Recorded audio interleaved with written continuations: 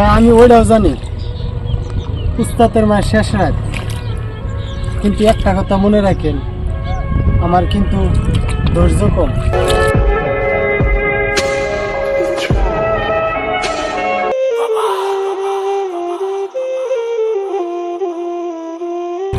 হ্যাঁ জানি আমি মধ্যবিত্ত, তাই সবাইকে বলি আমার সাথে পাঙ্গা নিতে এসো না, কারণ আমি ইটের জবাব লোহা দেয়া দিই।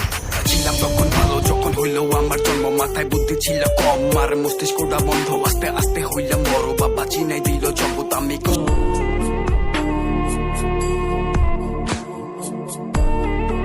সবাই তো বলে হ্যান করে দেবো, ত্যান করে দেবো, এবাল করে দেবো, ওবাল করে দেবো। একটা কথা মনে রাখেন, দুঃখের সময় কেউ পাশে আসে না।